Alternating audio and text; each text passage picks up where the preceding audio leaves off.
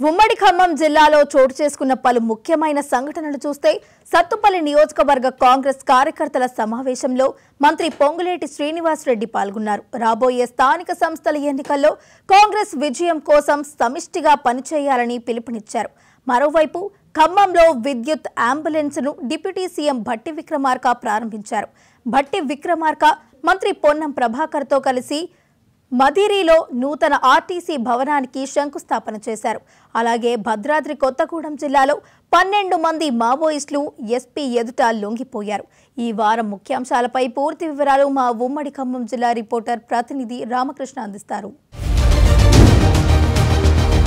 సత్తుపల్లి నియోజకవర్గ కాంగ్రెస్ కార్యకర్తల సమావేశం సత్తుపల్లి, కల్లూరు, తల్లాళ్ళలో జరిగింది. ఈ కార్యక్రమానికి ముఖ్య అతిథిగా మంత్రి పొంగులేటి శ్రీనివాస్ రెడ్డి హాజరయ్యారు. ఈ సందర్భంగా మంత్రి పొంగులేటి మాట్లాడుతూ స్థానిక సంస్థల ఎన్నికలు ఎప్పుడు జరిగినా కాంగ్రెస్ కార్యకర్తలు సిద్ధంగా ఉండాలి.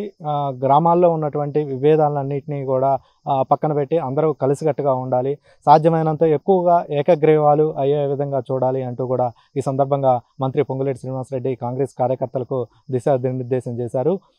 కాంగ్రెస్ ప్రభుత్వం అధికారంలోకి వచ్చిన తరువాత ఏ అయితే ఎన్నికల సమయంలో హామీలు ఇచ్చామో హామీలన్నింటినీ కూడా అమలు చేసే దిశగా తమ ప్రభుత్వ పరిపాలన కొనసాగుతుందంటూ కూడా ఈ సందర్భంగా మంత్రి పొంగులేటి చెప్పారు.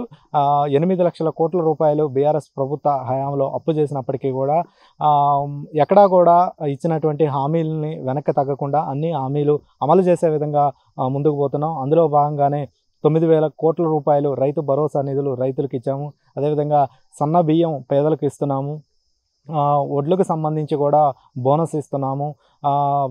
రాబోయేటటువంటి కాలంలో మొత్తం కూడా 20 లక్షల మందికి ఇందిరమ్మ ఇళ్ళు ఇవ్వడమే తమ లక్ష్యం అంటూ కూడా ఈ సందర్భంగా మంత్రి పొంగులేటి శ్రీనివాస్ రెడ్డి అయితే తెలియజేసినటువంటి పరిస్థితి ఉంది. ఖమ్మంలో విద్యుత్ ఎమర్జెన్సీ అంబులెన్సులను డిప్యూటీ సీఎం భట్టి విక్రమార్క ప్రారంభించారు. ఈ సందర్భంగా భట్టి విక్రమార్క మాట్లాడుతూ కాంగ్రెస్ ప్రభుత్వం వస్తే కరెంటు ఉండదు అని చెప్పి ప్రచారం చేశారు. కానీ కాంగ్రెస్ అంటేనే కరెంటు, కరెంట్ అంటేనే కాంగ్రెస్ అని ఈ సందర్భంగా చెప్పారు. విద్యుత్ ఉద్యోగుల అన్ని సమస్యలను పరిష్కరించడానికి ప్రభుత్వం సిద్ధంగా ఉందని చెప్పారు. ఎక్కడా లేని విధంగా, దేశంలో ఎక్కడా లేని విధంగా విద్యుత్ ఉద్యోగులకు ₹1,00,00,000 ఇన్సూరెన్స్ సౌకర్యం కల్పించామని చెప్పారు. అదేవిధంగా గృహజ్యోతి ద్వారా 250 యూనిట్లు ఉచిత విద్యుత్ ఇస్తున్నట్లుగా కూడా చెప్పారు. అదేవిధంగా రైతులకు కూడా ఉచిత విద్యుత్ ఇస్తున్నట్లు చెప్పారు. అనంతరం పొన్నం ప్రభాకర్తో కలిసి ఖమ్మం కలెక్టరేట్లో సమీక్షా సమావేశం నిర్వహించారు. ఈ సందర్భంగా పొన్నం ప్రభాకర్ మాట్లాడుతూ రాష్ట్రంలో ప్రతిరోజు 2,10,000 మంది మహిళలు ఆర్టీసీ బస్సుల్లో ప్రయాణం చేస్తున్నారు. జిల్లాకి ఎన్ని బస్సులు కావాలంటే అన్ని బస్సులు ఇవ్వడానికి ప్రభుత్వం సిద్ధంగా ఉంది.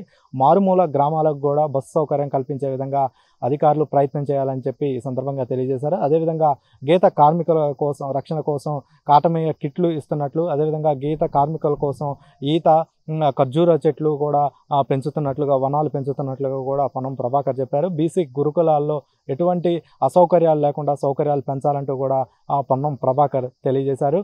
అనంతరం మదిరిలో నూతన బస్టాండ్ను డిప్యూటీ సీఎం భట్టి విక్రమార్క పొన్నం ప్రభాకర్తో కలిసి ప్రారంభించారు.